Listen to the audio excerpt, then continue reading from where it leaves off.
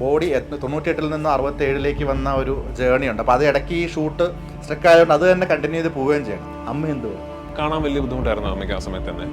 ഒരു പോയിന്റ് കഴിയുമ്പോൾ ഇതിനി മതി, ഇഷ്ടം പോലെ നന്നായിട്ട്. അപ്പോൾ അമ്മ എനിക്കൊന്ന് ബ്ലസ് ചേട്ടനെയൊക്കെ വിളിച്ച് സംസാരിക്കുന്നത്, ബ്ലസ് ചേട്ടൻ എന്നോട് രാജു ഇത് ഓക്കെയാണ് മതി എന്ന് പറഞ്ഞാൽ ഞാൻ ചിലപ്പോൾ നിർത്തും എന്നൊക്കെ ഉള്ളൊരു പ്രതീക്ഷയിലാണെന്ന് തോന്നുന്നു. പൃഥ്വിരാജ് അതിൻ്റെ ഒരു സ്ട്രഗിളിൻ്റെ എത്ര പെർസെൻറ്റേജിൽ കൂടെ ഗോ ത്രൂ ചെയ്തിട്ടുണ്ടോ? എനിക്ക് എന്തൊക്കെ സപ്പോർട്ടുണ്ട്, ട്രെയിനർ, ഡോക്ടർ, ന്യൂട്രീഷനിസ്റ്റ് എല്ലാം എനിക്ക് ചുറ്റുമുണ്ട്. ഇതൊന്നും ഇല്ലാതെ ഇതിനൊരു ചോയ്സ് ആയിട്ടല്ലല്ലോ അദ്ദേഹം ഇത് അനുഭവിച്ചത്. അപ്പോൾ അതിനൊരു കമ്പാരിസൺ പോലും ഇല്ല. ഭയങ്കരമായിട്ട് വിശന്നപ്പോഴും ഭയങ്കരമായിട്ട് ക്ഷീണിതനായപ്പോഴും ഇനി പറ്റുമെന്ന് തോന്നുന്നില്ല എന്ന് തോന്നിയപ്പോഴും ഒക്കെ ഏറ്റവും വലിയ ഡ്രൈവിംഗ് ഫോഴ്സ് എനിക്ക് എൻ്റെ അമ്മ, അപ്പോൾ അയാൾ എന്തായിരിക്കും അനുഭവിച്ചെന്നുള്ള തോന്നൽ തന്നെയാണ്. ഒറിജിനൽ നജീബ് അനുഭവിച്ച യാതനകളിലൂടെ അയാൾ കടന്നുപോയ ഇമോഷണൽ ആർക്കിലൂടെ തന്നെയാണ് ഈ കഥാപാത്രവും കടന്നുപോകും. ഈ സിനിമയുടെ ഫുട്ടേജ് കണ്ടിട്ട് എനിക്കൊന്നും പറയാൻ പറ്റുന്നില്ല, ഒക്കെ പഴയ കാര്യങ്ങളൊക്കെ ഓർമ്മ വരുന്നു എന്ന് പറയുന്നത് എത്രത്തോളം അദ്ദേഹത്തിന് അത് ട്രൊമാറ്റിക് ആണോ അത്ര തന്നെ ഒരു വലിയ അംഗീകാരമാണ് ഈ സിനിമയെ സംബന്ധിച്ചിടത്തോളം. മ്യൂസിക് അത്രത്തോളം സൈലൻസ് ഇമ്പോർട്ടൻ്റ് ആണ്. ചില ഏരിയാസിൽ ഒരു ദൈവത്തിൻ്റെ പെർസ്പെക്റ്റീവിലാണ്, ചില പെർസ്പെക്റ്റീവിൽ ഈ പ്രൊട്ടാഗണിസ്റ്റിൻ്റെ പെർസ്പെക്റ്റീവിലാണ്. അത് ഏത് ഘട്ടത്തിൽ എങ്ങനെ വേണമെന്ന് തിരിച്ചറിയാൻ സാധിക്കുകയും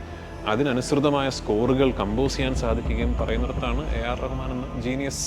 എമ്പുരാൻ്റെ ഒരു എന്തായിരിക്കും നമുക്ക് അപ്ഡേറ്റ് തരാൻ പറ്റുന്നത്? മാസത്തിന്റെ മറ്റൊരു തലവാരിയോ കാണാൻ പോകുന്നത്? അയ്യോ, അങ്ങനൊന്നും ഇല്ല. ഈ ആൾക്കാരുടെ സങ്കല്പത്തിലെ ഒരു സെക്കൻഡ് പാർട്ട് ഉണ്ടല്ലോ, അതല്ല ഞാൻ എടുക്കുന്ന സിനിമ എന്നൊരു തോന്നൽ എനിക്കുണ്ട്. ആടുജീവിതം ഒരു സക്സസ്സിലെത്തിയെന്ന് പൃഥ്വിരാജിന് തോന്നുന്ന ഒരു പോയിന്റ് ജനങ്ങൾ തിയേറ്ററിൽ പോയി സിനിമ കാണുമ്പോൾ തന്നെ ആയിരിക്കും. ഞാൻ എൻ്റെ വീട്ടിലിരുന്ന് എൻ്റെ കുടുംബത്തോടൊപ്പം കാണാൻ വേണ്ടി എടുത്ത സിനിമയൊന്നും അല്ലല്ലോ ഇത്. അന്നോട്ട് ഇന്ന് വരെ തിരക്കഥ ആയതിനു ശേഷം എത്രാമത്തെ ഡ്രാഫ്റ്റാണ്? എത്ര ഡ്രാഫ്റ്റ് എന്ന് എനിക്ക് പറയാൻ പറ്റുന്നില്ല. കാരണം ഇതിങ്ങനെ കോൺസ്റ്റന്റ്ലി ചേഞ്ച് അല്ല, ഇവോൾവ് ആയിക്കൊണ്ടിരുന്ന ഞാൻ ഇങ്ങനൊരു മേക്കിംഗ് പ്രോസസ്സ് എൻ്റെ ലൈഫിൽ നടന്നിട്ടില്ല. നമ്മളെ കൊണ്ട് ഇത് പറ്റുമോ എന്നൊരു ചോദ്യം നിങ്ങൾ അങ്ങോട്ടും ഇങ്ങോട്ടും ചോദിച്ചിട്ടുണ്ടോ? ബ്ലെസ്സി സാർ സംശയിച്ചിട്ട് പോലുമില്ല. വെൽക്കം പൃഥ്വിരാജ്. രാജേട്ടാ സ്വാഗതം. നമസ്കാരം. ആടുജീവിതം ഒരു സക്സസ്സിലെത്തിയെന്ന് പൃഥ്വിരാജിന് തോന്നുന്ന ഒരു പോയിന്റ് എപ്പോഴായിരിക്കും? ജനങ്ങൾ തിയേറ്ററിൽ പോയി സിനിമ കാണുമ്പോൾ തന്നെ ആയിരിക്കും. അതല്ലാതെ ഇപ്പോൾ ബോക്സ് ഓഫീസ് കളക്ഷൻ തന്നെയാണ്. തീർച്ചയായിട്ടും ഞാൻ എൻ്റെ വീട്ടിലിരുന്ന് എൻ്റെ കുടുംബത്തോടൊപ്പം കാണാൻ വേണ്ടി എടുത്ത സിനിമയൊന്നും അല്ലല്ലോ ഇത്. അപ്പോൾ ഒരു സിനിമയുടെ അത്യന്തികമായ വിജയം എന്ന് പറയുന്നത് ഒരുപാട് ആൾക്കാർ തിയേറ്ററിൽ പോയി ആ സിനിമ കാണുകയും ആ സിനിമയ്ക്ക് ഒരു വലിയ ജനസമൂഹമായിട്ടൊരു കണക്ട് ഉണ്ടാവുകയും ചെയ്യുമ്പോഴാണ്.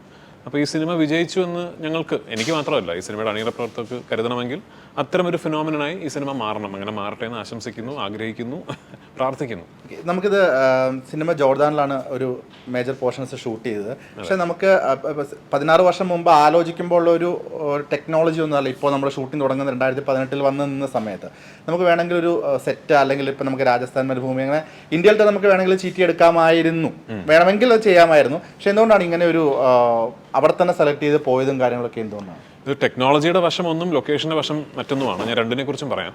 ഇതിനിടയിൽ ഒരുപാട് സംസാരങ്ങൾ ഉണ്ടായിട്ടുണ്ട്. നമുക്കിത് എന്തുകൊണ്ട് അറ്റ്ലീസ്റ്റ് മസറ എങ്കിലും നമുക്കൊരു സ്റ്റുഡിയോയിൽ സെറ്റ് ഇട്ടിട്ട് ഗ്രീൻ സ്ക്രീൻ ഷൂട്ട് ചെയ്തുകൂടാ. പിന്നെ 2018 ഷൂട്ടിംഗ് തുടങ്ങുന്ന സമയമായപ്പോഴേക്ക് പിന്നെ അൺറിയൽ എഞ്ചിൻസ്, വെർച്വൽ പ്രൊഡക്ഷൻ എന്നൊക്കെ പറഞ്ഞ് ഒരുപാട് കാര്യങ്ങൾ ആ സമയം കൊണ്ട് ഡെവലപ്ഡായി.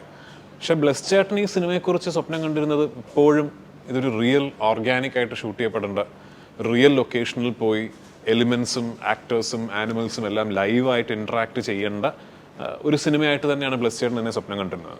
അങ്ങനെ എടുക്കുന്നതിൻ്റെ ഗുണം ഇനിയും ടെക്നോളജി എത്ര തന്നെ വളർന്നാലും അതിനുണ്ടാകും. അതാണ് സിനിമ. അപ്പോൾ അതിൽ കോംപ്രമൈസ് ചെയ്യാൻ ബ്ലെസ് ചേട്ടൻ ഒരിക്കലും തയ്യാറായിരുന്നില്ല. അതിൻ്റെ ഗുണം തീർച്ചയായിട്ടും ഈ സിനിമയ്ക്ക് കിട്ടിയിട്ടുണ്ട് എന്ന് തന്നെയാണ് ഞാൻ കരുതുന്നത്. ഇന്ത്യയിൽ ഷൂട്ട് ചെയ്യുന്ന കാര്യം സത്യത്തിൽ ഞങ്ങൾ ഒറിജിനലി ഇവിടുത്തെ കേരളത്തിലെ ഷെഡ്യൂൾ കഴിഞ്ഞപ്പോൾ ഇതിലെ മസറ പോർഷൻ, ഈ മരുഭൂമിയിലുള്ള ഒരു പ്രധാനപ്പെട്ട ഒരു സിംഗുലർ ലൊക്കേഷൻ ജയ്സൽമീറിലാണ് സെറ്റിടാൻ തീരുമാനിച്ചിരുന്നത്. ഇൻഫാക്ട് അന്ന് സുനിലായിരുന്നു ആ ഡയറക്ടർ. സുനിലും ടീമും രാജസ്ഥാനിൽ പോയി അതിൻ്റെ ഒരു പ്രാരംഭഘട്ട ഒരു സർവേയും കാര്യങ്ങളൊക്കെ ചെയ്ത് കാര്യങ്ങൾ നീക്കി തുടങ്ങിയിരുന്നു. അന്നുണ്ടായിരുന്നൊരു വലിയ ചാലഞ്ച്, ഈ ബ്രീഡ് ഓഫ് ഷീപ്പും ക്യാമൽസും ഇന്ത്യയിലില്ല. അപ്പോൾ അത് സൗദിയിൽ നിന്ന് 250 ആടുകളെ വാങ്ങിക്കുകയും ഒട്ടകങ്ങളെ വാങ്ങിക്കുകയും ചെയ്ത് അതിനൊരു കണ്ടെയ്നറിൽ ഇന്ത്യയിൽ കൊണ്ടുവന്ന് ഷൂട്ടിങ്ങിന് ശേഷം തിരിച്ച് കൊണ്ടുപോകുക എന്നൊക്കെ ഉള്ളൊരു വലിയൊരു എക്സസൈസ്. അന്ന് ആക്ച്വലി ഇതിനെക്കുറിച്ച് ഒരുപാട് കാര്യങ്ങൾ നീക്കുകയും അറ്റ് വൺ പോയിന്റ് ജദ്ദ പോർട്ടിൽ അതിൻ്റെ കാര്യങ്ങൾ ഓർഗനൈസ് ചെയ്യാൻ വരെ ചെയ്തിരുന്നു. പക്ഷെ ദെൻ ഇന്ത്യയിലെ ആനിമൽ ഹസ്ബൻഡറി ഡിപ്പാർട്ട്മെൻറ്റിൻ്റെ ഭാഗത്തു നിന്നും ഈ ലൈഫ് സ്റ്റോക്ക് ഇമ്പോർട്ടിനുള്ള ഒരുപാട് കാര്യങ്ങളുണ്ട്. അപ്പോൾ ഒരു ക്ലിയറൻസ് കിട്ടിയില്ല. അന്നും ബ്ലെസ് ചേട്ടൻ്റെ ഭാഗത്ത് നിന്ന് എന്നാൽ പിന്നെ ഇങ്ങനത്തെ ആടുകൾ മതി എന്നുള്ളൊരു ചിന്ത ഉണ്ടായിട്ടില്ല. അങ്ങനെയാണെങ്കിൽ അങ്ങനത്തെ ആടുകളുള്ള സ്ഥലത്ത് പോയി ഷൂട്ട് ചെയ്യാം എന്നുള്ള ആ പരിപാടിയില്ല. പിന്നെ ഇത് എത്ര രാജ്യങ്ങൾ സ്കൗട്ട് ചെയ്തെന്നറിയോ? ഇത് ഒരുപാട് സ്ഥലങ്ങൾ ട്രൈ ചെയ്തു. ഒടുവിലാണ് ജോർഡനിൽ എത്തിപ്പെടുന്നത്. ഇപ്പോൾ നജീം പോയ ഒരു സ്ട്രഗിൾ നമ്മളത് പുസ്തകത്തിൽ കൂടെ വായിച്ചിട്ടുണ്ട്, ഒരു ബെസ്റ്റ് സെല്ലറായിട്ടുള്ള പുസ്തകമാണ്. അപ്പോൾ ഈ ഒരു 16 വർഷത്തെ ജേർണി, എനിക്ക് തോന്നുന്നു ഒരു 4 വർഷത്തോളം നീണ്ടു നിന്ന ഒരു ഷൂട്ടിംഗ് പ്രോസസ്സ്, ഈ റിയൽ ലൈഫ് ക്യാരക്ടർ വരുമ്പോൾ പൃഥ്വിരാജ് അതിൻ്റെ ഒരു സ്ട്രഗിളിൻ്റെ എത്ര പെർസെൻറ്റേജിൽ കൂടെ ഗോത്ര ചെയ്തിട്ടുണ്ടോ? എനിക്കങ്ങനെ ഒരു അവകാശപ്പെടാനേ പറ്റില്ല. കാരണം അദ്ദേഹം അനുഭവിച്ചിരിക്കുന്നത് അതൊരു യഥാർത്ഥ ജീവിതമാണ് അല്ലേ. ഞാനിനി എന്ത് അനുഭവിച്ചു എന്ന് പറഞ്ഞാലും എനിക്കറിയാം ഞാനൊരു സിനിമയ്ക്ക് വേണ്ടി ചെയ്യുന്നതാണെന്നും. പിന്നെ മാത്രമല്ല, ഇപ്പോൾ എൻ്റെ ഫിസിക്കൽ ട്രാൻസ്ഫോർമേഷൻ അതിനെക്കുറിച്ച് സംസാരിക്കുകയാണെങ്കിൽ എനിക്ക് എന്തൊക്കെ സപ്പോർട്ടുണ്ട്. ട്രെയിനർ, ഡോക്ടർ, ന്യൂട്രീഷനിസ്റ്റ് എല്ലാം എനിക്ക് ചുറ്റുമുണ്ട് ഇല്ലേ. ഇതൊന്നും ഇല്ലാതെ ഇതിനൊരു ചോയ്സ് ആയിട്ടല്ലല്ലോ അദ്ദേഹം ഇത് അനുഭവിച്ചത്. അപ്പോൾ അതിനൊരു കമ്പാരിസൺ പോലും ഇല്ല.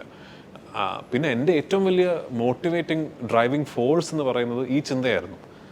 എന്തായിരിക്കും ശരിക്കും മൂപ്പർ അനുഭവിച്ചിട്ടുണ്ടാവുക എന്നുള്ള ചിന്ത തന്നെയാണ്. ഭയങ്കരമായിട്ട് വിശന്നപ്പോഴും ഭയങ്കരമായിട്ട് ക്ഷീണിതനായപ്പോഴും ഇനി പറ്റുമെന്ന് തോന്നുന്നില്ല എന്ന് തോന്നിയപ്പോഴും ഒക്കെ ഏറ്റവും വലിയ ഡ്രൈവിംഗ് ഫോഴ്സ് എനിക്ക് എൻ്റെ അമ്മ, അപ്പോൾ അയാൾ എന്തായിരിക്കും അനുഭവിച്ചെന്നുള്ള തോന്നൽ തന്നെയാണ്. ശരിക്കും പറഞ്ഞു കഴിഞ്ഞാൽ ഈ 3 മാസം അവിടെ പെട്ടു നിന്നൊരു സമയത്ത് സ്വയം ഒരു ആശ്വാസം കണ്ടെത്തിയത് എങ്ങനെയാണ്? ഐ മീൻ ഒരു മോട്ടിവേഷൻ കൂടെ ഉള്ളവർക്കും കൊടുക്കണം. കൂടെ ഉള്ളവരെല്ലാവരും നോക്കുന്നത് പൃഥ്വിരാജ് ബ്ലസ് ചെയ്യുന്ന 2 പേരെയാണ്. അപ്പം നിങ്ങൾക്ക് ഡൗൺ ആവാൻ പറ്റില്ല, പക്ഷേ ഇത് മുമ്പോട്ട് പോയില്ല എന്നുള്ള ആ ഒരു അനിശ്ചിതാവസ്ഥയിലാണ് ലോകം മുഴുവൻ പൊയ്ക്കൊണ്ടത്. അപ്പം നിങ്ങൾ ഇത്രയും ഇൻവെസ്റ്റ് ചെയ്ത സമയം, പൈസയ്ക്കാൾ ഉപരി നിങ്ങളുടെ ഒരു അധ്വാനം ഇൻവെസ്റ്റ് ചെയ്ത ഒരു സിനിമയാണ്. അപ്പം സ്വയം എങ്ങനെ ആശ്വാസം കണ്ടെത്തിയിരുന്നത്? ഇത് ബ്ലസ് ചേട്ടനും ഞാനും ഞങ്ങളുടെ ഒരു സോളിറ്റ്യൂഡിൽ, ഞങ്ങൾ 2 പേര് മാത്രമുള്ള അവസരങ്ങളിലാണ് നമ്മുടെ പേടികൾ പരസ്പരം കൈമാറുന്നത്. അല്ലാതെ ടീമിന് മുമ്പിൽ വരുമ്പോൾ ഒക്കെ ഓക്കെ ആണെന്ന് കാണിക്കാൻ പറ്റില്ല. ഇല്ല. പക്ഷെ ഒരു കാര്യം ഉണ്ടോ, കാരണം എനിക്കൊരു കാര്യം മനസ്സിലായത്, അവിടെ നമ്മൾ പെട്ടുപോയ സമയത്ത് എല്ലാവരും ഏറ്റവും കൂടുതൽ കൺസേൺഡ് ആയിരുന്നത് എന്നെക്കുറിച്ചാണ്. കാരണം ഞാൻ ഈ ഭക്ഷണം കഴിക്കാതിരിക്കുന്നു, ഞാൻ ഇത്രയും ശരീരഭാരം ഇത്രയും കുറച്ചിട്ടുള്ളൊരവസ്ഥയിലാണ്. അപ്പോൾ എല്ലാവരും ആക്ച്വലി എനിക്ക് 2 ദിവസം കഴിഞ്ഞപ്പോൾ എനിക്ക് മനസ്സിലായി എല്ലാവരും എന്നെ സമാധാനിപ്പിക്കുകയാണ്. പ്രൊഡക്ഷൻ ബോയ് വരെ വന്നിട്ട് ചേട്ടാ കുഴപ്പമില്ല ചേട്ടാ നമുക്ക് ശരിയാകാൻ മനസ്സിലായില്ല, എന്നെ സമാധാനിപ്പിക്കുകയാണ്. അപ്പോൾ പിന്നെ ഞാൻ ഡൗൺ ആയാൽ തീർന്നു. അപ്പോൾ പിന്നെന്താ വെച്ചാൽ ഒരു അമേസിങ് ക്രൂ ആയിരുന്നു നമ്മുടെ. അവർ ബ്ലെസ്സി ചേട്ടനും ഞാനും ഈ സിനിമയെ സ്നേഹിച്ചതുപോലെ തന്നെ ഈ സിനിമയെ സ്നേഹിച്ച ഒരു വലിയ ക്രൂ, അവർക്ക് ഈക്വലി അവർക്ക് അവകാശപ്പെട്ടതാണ് ഈ സിനിമ. ഞാൻ അടുത്തിടയ്ക്ക് ഒരു ഇൻ്റർവ്യൂവിൽ പറഞ്ഞ പോലെ എനിക്കിപ്പോൾ ഈ ലൈം ലൈറ്റ് ഒക്കെ കിട്ടും, എൻ്റെ ഇൻ്റർവ്യൂ ഒക്കെ എടുക്കും, ബ്ലെസ്സി ചേട്ടന് ലൈം ലൈറ്റ് കിട്ടും, ചീഫ് ടെക്നീഷ്യൻസ് ഓക്കെ. പക്ഷേ ഇതിനകത്ത് ഇത്രയും വർക്ക് ചെയ്തിട്ടുള്ള പ്രൊഡക്ഷൻ ബോയ്സ് ഉണ്ട്, നമ്മുടെ ക്രെയിൻ ഓപ്പറേറ്റേഴ്സ് ഉണ്ട്, നമ്മുടെ ട്രാക്ക് ആൻഡ് ട്രോൾ തള്ളിയവരുണ്ട്, ലൈറ്റ് ബോയ്സ് ഉണ്ട്. അവരുടെയൊക്കെ പേരുകൾ എൻ്റെ ഒരു സ്ക്രോളിംഗ് ടൈറ്റിൽസിൽ പെട്ടെന്ന് ഇങ്ങനെ പോവുകയുള്ളൂ. പക്ഷെ അവരുമൊക്കെ നമ്മൾ അനുഭവിച്ചത് അതുപോലെ തന്നെ അനുഭവിച്ച ആൾക്കാരാണ്. അവർക്ക് ഈക്വൽ ഓണർഷിപ്പ് ഉണ്ട് ഈ സിനിമയിൽ. ശരിക്കും പറഞ്ഞാൽ ഇങ്ങനെ ഒരു സിനിമയ്ക്ക് മ്യൂസിക് വളരെയധികം പ്രാധാന്യപ്പെട്ടതാണ്. AR റഹ്മാൻ അദ്ദേഹമാണ് ചെയ്യുന്നത്. ഇപ്പോൾ ഇതിൻ്റെ ചില സിറ്റുവേഷൻസ് നമുക്കൊരു മ്യൂസിക് ഇടുന്നതിലും കുറച്ചുകൂടി ഇമ്പാക്റ്റ് സൈലൻസ് ആയിരിക്കും. സൈലൻസ് ഇതിൻ്റെ ഒരു ബാക്ക്ഗ്രൗണ്ടിൽ ഒക്കെ എത്രത്തോളം ഇമ്പോർട്ടൻ്റ് ആണ്? മ്യൂസിക്കിൽ എത്രത്തോളം സൈലൻസ് ഇമ്പോർട്ടൻ്റ് ആണ്? സൈലൻസ് ഉണ്ടെങ്കിലേ മ്യൂസിക് വർക്ക് ആവുള്ളൂ. ഇപ്പോൾ നമ്മളൊരു സിനിമ തുടങ്ങി ഒരു 2-45 മിനിറ്റ് റൺ ടൈമിൽ നിർത്താതെ മ്യൂസിക് വായിക്കുകയാണെങ്കിൽ കുറച്ച് കഴിയുമ്പോൾ നമുക്ക് music will loose sense of the music. Music work ആവണമെങ്കിൽ ദർ ഷുഡ് ബി സൈലൻസസ്. ഈ സിനിമയെ സംബന്ധിച്ചിടത്തോളം ഈ സിനിമയുടെ ഒരു വലിയ ഭാഗം എന്ന് പറയുന്നത് ഡിവോയ്ഡ് ഓഫ് ലാംഗ്വേജ് ആണ്. ഇയാളുടെ നാട്ടിലുള്ള ചില ഫ്ലാഷ് ബാക്സ് ഒഴിച്ചു നിർത്തിയാൽ ഈ സിനിമയുടെ ഭൂരിഭാഗം പോർഷൻസും ഭാഷയില്ലാത്തൊരു സിനിമയാണത്. അതിൽ തന്നെ ഒരു മേജർ 80% ഈ മനുഷ്യൻ്റെ സോളിറ്റ്യൂഡ്, മരുഭൂമി, കാറ്റ്, മൃഗങ്ങൾ, ഇത്രയൊക്കെ ഉള്ളൂ. അപ്പോൾ അവിടെ മ്യൂസിക്കലി അതിനെ ട്രീറ്റ് ചെയ്യാന്ന് വെച്ചാൽ ഒരു ചലഞ്ചിങ് ആയിട്ടുള്ളൊരു ടാസ്ക്കാണ്. ഏറ്റവും എളുപ്പത്തിൽ നമുക്ക് മ്യൂസിക് വായിച്ചങ്ങ് നിറയ്ക്കാം ത്രൂ ഔട്ട്, മനസ്സിലായില്ലേ? പക്ഷെ അതല്ല സിനിമയ്ക്ക് ചെയ്യേണ്ടത്. എങ്ങനെ മ്യൂസിക്കിനെ എങ്ങനെ ഒരു ക്യാരക്ടർ ആക്കാം, from which perspective should music be coming from. ഇതിൽ ഭയങ്കര രസമാണ് എന്തായാലും ചെയ്തിരിക്കുന്നുള്ളത്. Re recording is magic. കാരണം ചില ഏരിയാസിൽ ഒരു ദൈവത്തിൻ്റെ പെർസ്പെക്റ്റീവിലാണ്, like almost like the god is taking care of. ചില പെർസ്പെക്റ്റീവിൽ ഈ പ്രൊട്ടാഗണിസ്റ്റിൻ്റെ പെർസ്പെക്റ്റീവിലാണ്, ഇയാളുടെ ഉള്ളിലുള്ള കോൺഫ്ലിക്റ്റാണ് മ്യൂസിക്. ചില അവസരങ്ങളിൽ ഡയറക്ടോറിയലിയാണ് മ്യൂസിക് മൂവ് ചെയ്യുന്നത്. അത് ഏത് ഘട്ടത്തിൽ എങ്ങനെ വേണമെന്ന് തിരിച്ചറിയാൻ സാധിക്കുകയും അതിനനുസൃതമായ സ്കോറുകൾ കമ്പോസ് ചെയ്യാൻ സാധിക്കുകയും പറയുന്നിടത്താണ് AR റഹ്മാൻ എന്ന ജീനിയസ്. ബ്യൂട്ടിഫുൾ വർക്കാണ് ആക്ച്വലി. ഇപ്പോൾ ഈ പറഞ്ഞത് കണക്ട് ചെയ്യുകയാണെന്നുണ്ടെങ്കിൽ ഓരോ പോയിന്റ് ഓഫ് വ്യൂവിൽ മ്യൂസിക് വരുന്ന പറഞ്ഞ പോലെ ഇതിൻ്റെ ഒരു സിനിമയുടെ ഒരു നരേഷൻ തന്നെ എനിക്ക് തോന്നുന്നു നിങ്ങൾ 3ആയിട്ട് ഡിവൈഡ് ചെയ്തിട്ടുണ്ട്. അതിൽ ആദ്യം ഒരു അനിശ്ചിതാവസ്ഥ വരുന്നു, എന്താണ് അക്സെപ്റ്റ് ചെയ്യാൻ തയ്യാറാവാത്ത ഒരു സ്റ്റേജും, പിന്നീട് ദേഷ്യം, പിന്നെ എന്തുകൊണ്ടാണ് തിരക്കഥ കുറച്ചുകൂടി കമ്മ്യൂണിക്കേഷൻ എളുപ്പമാകാൻ വേണ്ടിയിട്ടുള്ള ഒരു പർപ്പസ്ഫുള്ളി ഉള്ള ഒരു പ്ലാനിങ് ആയിരുന്നു അങ്ങനെ ഡിവൈഡ് ചെയ്ത് പോകാൻ മുമ്പോട്ടെന്നുള്ളത്? അല്ല, ഇത് നമ്മളൊരു പുസ്തകത്തിൽ ഈ 3-3.5 വർഷക്കാലത്തിൻ്റെ ഈ ഒരു മരുഭൂമിയിൽ ജീവിച്ച കാലയളവ് വളരെ ഡീറ്റെയിൽഡ് ആയിട്ട് 43 അധ്യായങ്ങളിലൂടെ പറയുന്നുണ്ടല്ലോ. നമുക്കത് അങ്ങനെ സിനിമയാക്കാൻ പറ്റില്ല. സിനിമയാക്കുകയാണെങ്കിൽ ഒരു 10-12 മണിക്കൂർ നീണ്ടു നിൽക്കുന്ന ഒരു സിനിമയാവും. അപ്പോൾ സിനിമയിൽ തീർച്ചയായിട്ടും നമ്മൾ നെറേറ്റീവ്സിൻ്റെ കുറേ ഭാഗങ്ങൾ മിസ് ഔട്ട് ആക്കി you have to pick out phases of the characters existence എന്നുള്ളത് വളരെ ഇതായിരുന്നു. പിന്നെ ഈ ഡിസ്കഷൻ വന്നത് also is from the perspective of the actor. ഈ പെർഫോമൻസ് എങ്ങനെ ചാർട്ട് ചെയ്യാം എന്നുള്ളതിനെ കുറിച്ചൊരു ഡിസ്കഷൻ്റെ ഭാഗമായിട്ടാണ് ഞാൻ ബ്ലസ് ചേട്ടനോട് ഈ ഡിനയൽ, ആങ്കർ, അക്സെപ്റ്റൻസ് എന്ന് പറയുന്ന 3 സ്റ്റേജസ് പിടിക്കാം എന്നുള്ളൊരു ചിന്ത വരുന്നത്. ഇപ്പോൾ ബ്ലസ് ചേട്ടൻ അതും കൂടി ഇത് ഇൻവോൾവ് ചെയ്തിട്ടാണ് ഇതിൻ്റെ തിരക്കഥ അങ്ങനെ ആക്കുന്നത്. അപ്പോൾ അത് എനിക്ക് തോന്നുന്നു ഈ സിനിമയിൽ അത് ഭയങ്കരമായിട്ട് വർക്കായി. അതിൻ്റെ ഏറ്റവും ബ്ലസ് ചേട്ടൻ്റെ ഒരു റൈറ്റിങ്ങിൻ്റെ ഒരു ഭംഗി, ബ്ലസ് ചേട്ടൻ സിനിമ എടുത്തിരിക്കുന്നതിൻ്റെ ഒരു ഭംഗി, നമ്മൾ ഈ ഒരു ഫേസ് കഴിഞ്ഞിട്ട് നെറേറ്റീവ് ഒരു പോയിന്റിൽ ബ്രേക്ക് ആയിട്ട് പിന്നെ കുറച്ച് കഴിഞ്ഞിട്ടാണ് ഇയാളെ കാണുന്നത്. അപ്പോൾ ആ സെക്കൻഡ് ഫേസ് കാണുമ്പോൾ ഫസ്റ്റ് ഫേസ് കഴിഞ്ഞിട്ട് ഇങ്ങോട്ട് എത്തുന്നതിനിടയിൽ ഇയാൾ എന്തൊക്കെ അനുഭവിച്ചു എന്നുള്ളത് പറയാതെ തന്നെ നമുക്ക് മനസ്സിലാവുന്നൊരു ഒരു പ്രകൃതമുണ്ട് ഈ സിനിമയ്ക്ക്. അത് വളരെ ബ്യൂട്ടിഫുൾ ആണ്. നമ്മൾ ബ്ലസ് ചേട്ടൻ്റെ എൻ്റെയും കൺവീനിയൻസിന് V kept saying 3 weeks, 3 months, 3 years എന്ന്. അങ്ങനെയല്ല, പക്ഷെ നമ്മുടെ മനസ്സിൽ, എൻ്റെ മനസ്സിൽ എപ്പോഴും മരുഭൂമിയിലെത്തിയ ആദ്യത്തെ 3 ആഴ്ചകൾ, പിന്നെ 3 മാസങ്ങൾക്ക് ശേഷം, പിന്നെ 3 വർഷങ്ങൾക്ക് ശേഷം എന്നാണ് എൻ്റെ മനസ്സിൽ ഞാൻ എൻ്റെ ഒരു ക്യാരക്ടർ ഗ്രാഫിന് വേണ്ടി ഞാൻ വെച്ചിരുന്ന ഒരു ടൈം ലൈൻ. ശരിക്കും പറഞ്ഞാൽ ഈ ഒരു എഴുത്തുകാരനെ സംബന്ധിച്ച് അദ്ദേഹത്തിന് എങ്ങനെയും ചിന്തിച്ച്, മനസ്സിന് നമുക്ക് അതിർത്തികളില്ല, നമുക്ക് എങ്ങനെയും ചിന്തിച്ചൊരു ബുക്കിൽ നമുക്ക് വിവരിക്കാം. നമുക്കത് അതിർത്തികൾ നമുക്ക് എങ്ങനെയും എഴുതി വയ്ക്കാം. പക്ഷെ ഒരു ഡയറക്ടർക്ക് അത് വിഷ്വലൈസ് ദൃശ്യഭാഷയിലേക്ക് വന്നു കഴിയുമ്പോൾ അതിന് ഒരുപാട് ലിമിറ്റേഷൻസ് വരും. എഴുതി വെച്ച അതേപോലെ തന്നെ നമുക്ക് ഒരുപക്ഷെ അത് പകർത്താൻ പറ്റണമെന്നില്ല. അപ്പോൾ അത് ശരിക്കും പറഞ്ഞ ഒരു ചലഞ്ചിങ് ആയിരുന്നു. ശരിക്കും പറഞ്ഞു കഴിഞ്ഞാൽ എത്രമാത്രം ഈ ബുക്കിനോട് സിനിമ നീതി പുലർത്തിയിട്ടുണ്ടോ? അല്ല, അതിന് ഉത്തരം പറയേണ്ടത് പ്രേക്ഷകരാണ്. പക്ഷെ തീർച്ചയായിട്ടും ഇങ്ങനൊരു ജയൻറ്റ് വർക്ക് ഓഫ് ലിറ്ററേച്ചർ ഈ സിനിമയ്ക്ക് മുന്നിലുണ്ട് എന്ന് പറയുന്നത് ഒരു വലിയ ചലഞ്ചാണെന്ന് ബ്ലസ് ചേട്ടനും അറിയാം, എനിക്കും അറിയാം. പക്ഷെ 2 കാര്യങ്ങൾ വളരെ നേരത്തെ തിരിച്ചറിഞ്ഞതാണ്. ഒന്ന്, ഞാൻ നേരത്തെ പറഞ്ഞ പോലെ പുസ്തകം അതുപോലെ സിനിമയാക്കാൻ കഴിയില്ല, ഒരുപാട് കാരണങ്ങളാൽ. 2, ഒരു വായനക്കാരൻ്റെ സങ്കല്പത്തിനെ ചോദ്യം ചെയ്യാനും പാടില്ല. ഇപ്പം നമ്മളൊരു ഈ സിനിമ കാണിച്ചിട്ട് നിങ്ങൾ ഇമാജിൻ ചെയ്ത മസറ അല്ല ശരി, ഇതാണ് ശരി എന്നൊരു പേഴ്സ്പെക്റ്റീവ് ഒരു ഫിൽം മേക്കർ എടുക്കാൻ പാടില്ല. നിങ്ങൾ കണ്ട നബീൽ അല്ല ശരിക്കും നബീൽ, ഇതാണ്, അങ്ങനെയും നമ്മൾ പറയാൻ പാടില്ല.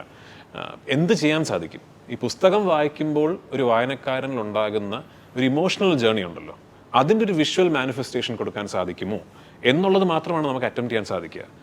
അതിലേക്കുള്ള മേമ്പൊടികൾ മാത്രമാണ് ഈ സ്പെക്ടാക്കുലർ ലൊക്കേഷനുകൾ, അതിഭയങ്കരമായ ഷോട്ടുകളൊക്കെ അതിനേക്കുള്ള മേമ്പൊടികൾ മാത്രമാണ്. ഇത് ശരിക്ക് at the very basic level ഈ സിനിമ ഒരു ഡീപ്ലി മെഡിറ്റേറ്റീവ് ക്യാരക്ടർ സ്റ്റഡിയാണ്. ആ ക്യാരക്ടർ സ്റ്റഡിയെ ഫോളോ ചെയ്ത് പോകുന്നിടത്താണ് ഈ കഥയും പശ്ചാത്തലങ്ങളും ലൊക്കേഷൻസും എല്ലാം വരുന്നത്. തീർച്ചയായിട്ടും. ഇപ്പം ഒന്ന് പുറകോട്ട് നോക്കിയാൽ സെല്ലുലോയിഡിലെ കഥാപാത്രം റിയലായിട്ട് ഉണ്ടായിരുന്ന ഒരു കഥാപാത്രമായിരുന്നു.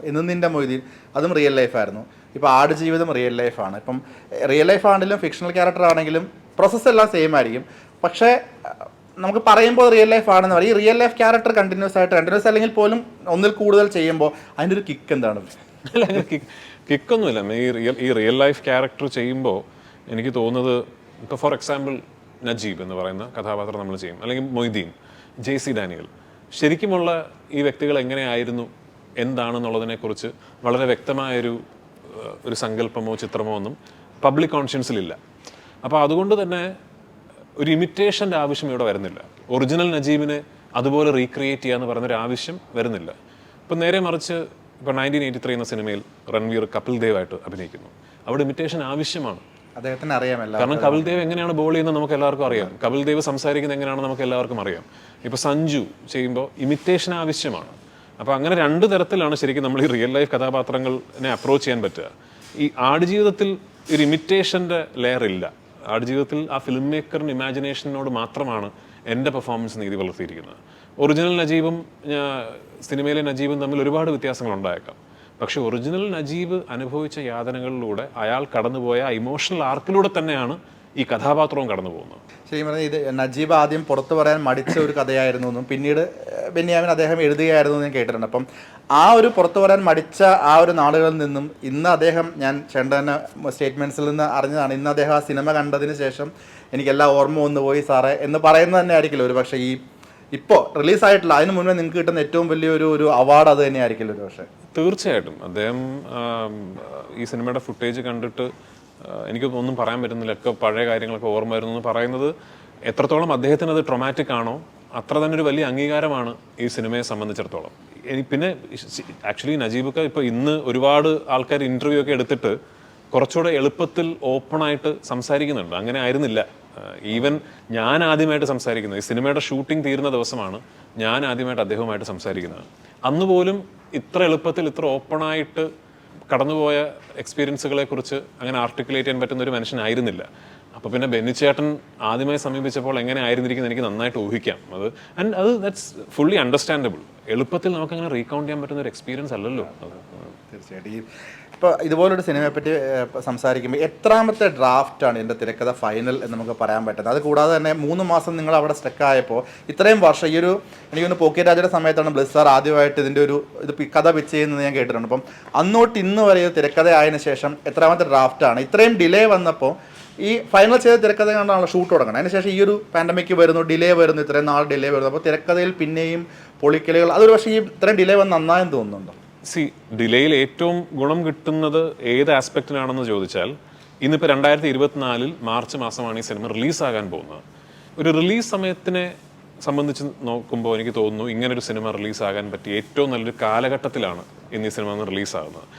ഒരുപാട് കാരണങ്ങളാൽ മലയാള സിനിമയോടുള്ളൊരു അറ്റൻഷൻ, സിനിമാ വ്യവസായം മൊത്തത്തിൽ കൈവരിച്ച മാറ്റങ്ങൾ എല്ലാം കൊണ്ടും ഇത്ര ഒരു ജയന്റ് സിനിമയ്ക്ക് റിലീസ് ചെയ്യാൻ പറ്റിയ ഒരു കാലഘട്ടത്തിലാണ് ഈ സിനിമ റിലീസ് ചെയ്യുന്നത്. അപ്പോൾ ഈ താമസം കൊണ്ട് കിട്ടിയൊരു ഗുണം അതായിരിക്കാം. ഈ ഡ്രാഫ്റ്റിൻ്റെ കാര്യം ആക്ച്വലി ഇൻട്രസ്റ്റിംഗ് ചോദ്യമാണ്. എത്ര ഡ്രാഫ്റ്റ് എന്ന് എനിക്ക് പറയാൻ പറ്റുന്നില്ല. കാരണം ഇതിങ്ങനെ കോൺസ്റ്റൻ്റ്ലി ചേഞ്ച് അല്ല, ഇവോൾവ് ആയിക്കൊണ്ടിരുന്ന ഞാൻ ഇങ്ങനൊരു മേക്കിംഗ് പ്രോസസ്സ് എൻ്റെ ലൈഫിൽ നടന്നിട്ടില്ല. ഒന്നാമത് ഈ 10-16 വർഷക്കാലം ഒരുമിച്ചുള്ളൊരു യാത്രയാകുമ്പോൾ ഈ സംവിധായകൻ നടൻ ബന്ധമൊക്കെ ഇപ്പോൾ അങ്ങനല്ല ആക്ച്വലി ബ്ലസ് ചേട്ടനും ഞാനും. ഇപ്പോൾ പറഞ്ഞാൽ മൂപ്പരൊരു വളരെ ശാന്ത സ്വരൂപിയായൊരു മൂത്ത ജ്യേഷ്ഠനും ഞാനൊരു വഴക്കാളിയായ അനിയനും. അതാണ് ഇവിടുത്തെ ഒരു ഇക്വേഷൻ. അപ്പോൾ ശരിക്കും നമ്മൾ സീൻ ഷൂട്ട് ചെയ്യുമ്പോൾ പെട്ടെന്ന് എത്രയോ പ്രാവശ്യം ഞാൻ ബ്ലസ് ചേട്ടാ ഈ ഡയലോഗ് എനിക്ക് പറയാൻ തോന്നുന്നില്ല എന്ന് പറഞ്ഞാൽ ബ്ലസ് ചേട്ടൻ മൂപ്പരുടെ ഒരു സ്വഭാവം, ഓ അതെന്താ രാജു, അല്ല എനിക്കത് ഇങ്ങനെ ഇവിടെ വന്ന് ഇരുന്നിട്ട് ഇങ്ങനെ എനിക്ക് ഈ ഒരു സോളിലോക്കി പോലെ എനിക്കിപ്പോൾ ഈ ആടിനോട് എനിക്കിത് പറയാൻ തോന്നുന്നില്ല, എനിക്കത് പറയാൻ തോന്നുന്നില്ല എന്ന് പറഞ്ഞാൽ പുള്ളിക്കാരൻ ശരി എന്നാൽ പറയണ്ട.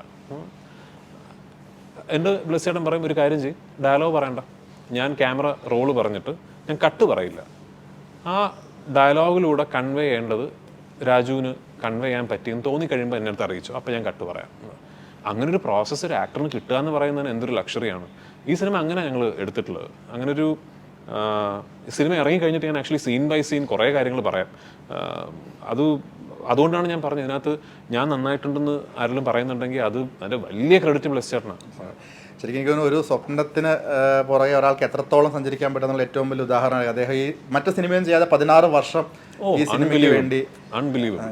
അത് ഞാൻ എപ്പോഴും പറയാറുള്ളത് പോലെ ആദ്യ സിനിമ ചെയ്യാൻ ഉള്ളൊരു പുതുമുഖ സംവിധായകൻ്റെ സ്ട്രഗിൾ അല്ല ഇത്.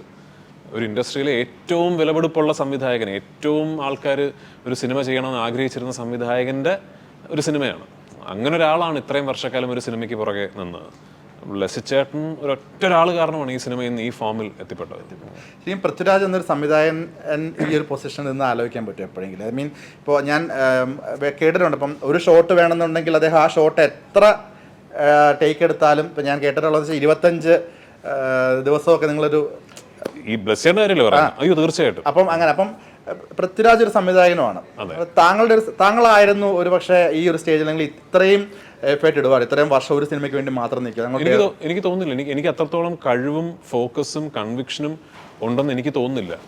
ഞാൻ അങ്ങനെ ഒരു സിറ്റുവേഷനായിട്ട് ഫേസ് ചെയ്തിട്ടില്ല ഇതുവരെ. അതായത് ചെയ്യണമെന്ന് ഭയങ്കര ആഗ്രഹമുള്ളൊരു സിനിമ ഇത്ര വലിയൊരു യാത്രയായി മാറുന്നൊരു സിറ്റുവേഷൻ ഞാൻ ഫേസ് ചെയ്തിട്ടില്ല. എൻ്റെ ഇപ്പോഴത്തെ എന്നെക്കുറിച്ചുള്ള അറിവ് വെച്ചിട്ട് എനിക്കിത് പറ്റുമെന്ന് തോന്നുന്നില്ല. എനിക്ക് അതുകൊണ്ട് ബ്ലസ് ചേട്ടനോട് അളവില്ലാത്ത ആരാധനയുണ്ട്. അത് എന്തൊരു സൂപ്പർ ഹ്യൂമൻ എഫേർട്ടാണിത്. ഷൂട്ട് കഴിഞ്ഞ് അന്നാണ് റിയൽ ലൈഫ് കഥാപാത്രം നജീബുമായിട്ട് സംസാരിച്ചതെന്ന് പറഞ്ഞത്. എന്തുകൊണ്ടായിരുന്നു അങ്ങനെ ഒരു ഡിസിഷൻ? നോർമലി ഇങ്ങനെ ഒരാളെ, ഒരു റിയൽ ലൈഫ് കഥാപാത്രത്തിനെ പറ്റി ഒരു സിനിമ ചെയ്യുമ്പോൾ അദ്ദേഹം വളർന്ന ചുറ്റുപാടുകൾ ഉൾപ്പെടെ എല്ലാം കണ്ട് മനസ്സിലാക്കിയിട്ടാണ് നോർമൽ പ്രൊസീജിയറിൽ ഒരാൾ ചെയ്യുന്നത്. ഐ മീൻ ഒരു നടൻ ചെയ്യുകയുണ്ടാവുന്നത്. അപ്പം പക്ഷേ ഈ ഒരു സിനിമയിൽ അത് നേരെ തിരിച്ചായിരുന്നു. എന്തുകൊണ്ടായിരുന്നു? Bless ചേട്ടനെയും കൂടിയുള്ളൊരു joint ഡിസിഷനാണ്. കാരണം ഇതിപ്പോൾ ഒരു നജീബ് മുഹമ്മദ് എന്ന വ്യക്തിയുടെ യഥാർത്ഥ ജീവിതത്തിൻ്റെ എല്ലാ എക്സ്പീരിയൻസസും ഡോക്യുമെൻ്റ് ചെയ്തിട്ട് അതിലേക്കൊരു റൈറ്ററിൻ്റെ ഇമാജിനേഷൻ്റെ ഒരു ലെയർ കൂടി ആഡ് ചെയ്തിട്ട് ബെന്യാമിൻ എഴുതിയ പുസ്തകമാണ് ആടുജീവിതം. ബെന്യാമിൻ എഴുതിയ ആടുജീവിതം എന്ന പുസ്തകത്തിലേക്ക് ഒരു സംവിധായകൻ ഇമാജിനേഷൻ കൂടി ആഡ് ചെയ്തിട്ട് കുറച്ച് ഫിക്ഷണലൈസ് ചെയ്തൊരു വേർഷനാണ് ആടുജീവിതം എന്ന സിനിമ. അപ്പോൾ ശരിക്കും ആസ് എൻ ആക്ടർ എൻ്റെ കർത്തവ്യം എന്ന് പറയുന്നത് ഇതിൽ ബ്ലെസ്സി ചേട്ടൻ എഴുതിയ സ്ക്രീൻ പ്ലേയിലെ നജീബിനെ സ്ക്രീനിലേക്ക് എത്തിക്കുക എന്നുള്ളതാണ്.